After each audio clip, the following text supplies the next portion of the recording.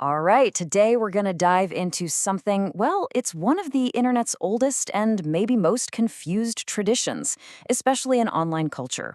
I'm talking about the very curious case of the noob versus the noob. I mean, if you've spent any time in the world of online gaming, you have absolutely heard it. It's that word that just echoes through voice chats. It fills up the text boxes. And, it can be anything from a playful little jab to a really vicious insult. Yep, there it is. And let's be real, it's almost always used as a weapon, right? It's that word that gets shouted in total frustration when a match is going south. You can almost feel it dripping with that competitive disdain. It's just the go-to label for anyone who isn't quite pulling their weight. But what if you're not a noob? What if you're actually a noob? And that question right there, that's the whole reason we're digging into this today. Because buried under literally decades of people using them interchangeably, there's a really crucial distinction, a difference that's often overlooked but says so much about the kind of communities we build online. Okay, so let's really get into it. Let's unpack this core distinction.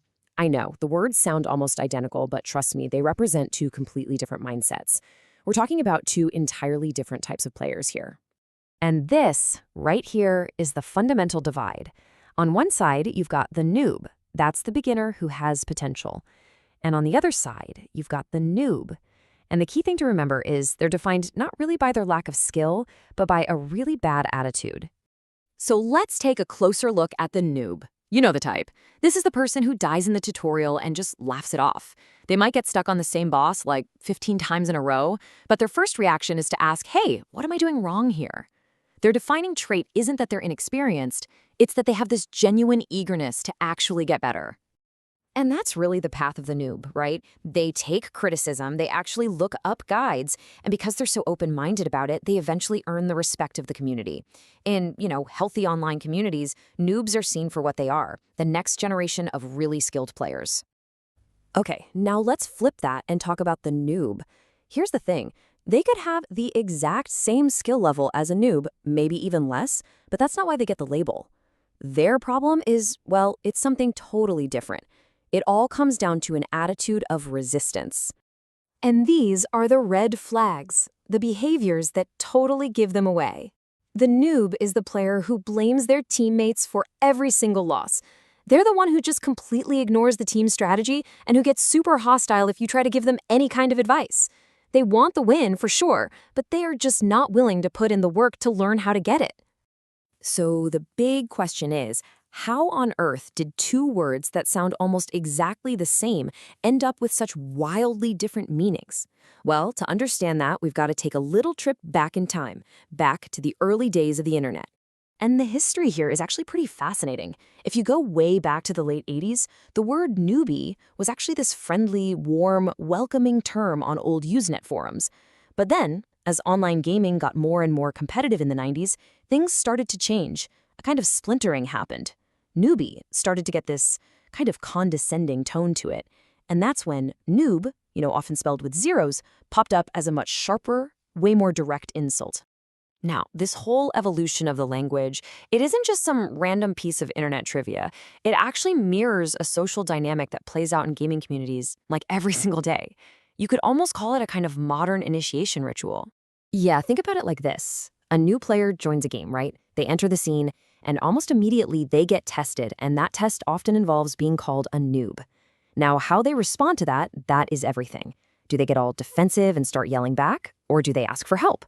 That one response basically determines their fate. The community either rejects them, or it embraces them and helps them grow. It's a social test, plain and simple. Okay, so why does any of this actually matter? I mean, it might just seem like we're talking about trivial internet slang, but the stakes here are surprisingly high. This whole thing touches on something really, really human.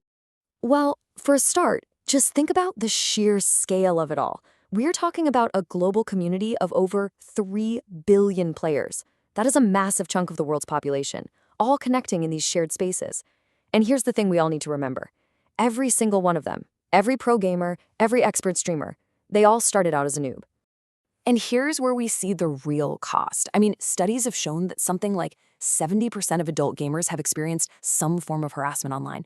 Think about that. A lot of them have just abandoned games entirely because the communities were just too toxic. So this isn't just about hurt feelings. This kind of hostile language actively shrinks and damages the very communities that we say we love. And look, this is not a new problem. The original term newbie has been around since the 1980s. That means we've been grappling with how we treat new players for over 4 decades. Understanding that long history is absolutely vital if we ever want to create better, more welcoming online spaces for the future. So ultimately, this is the big takeaway. That choice, the one between reflexively calling someone a noob or taking a second to recognize they might just be a noob, that's a choice about the kind of culture you want to help build. Are you building one based on exclusion and punishment, or one based on patience and growth? Because really, this journey is universal.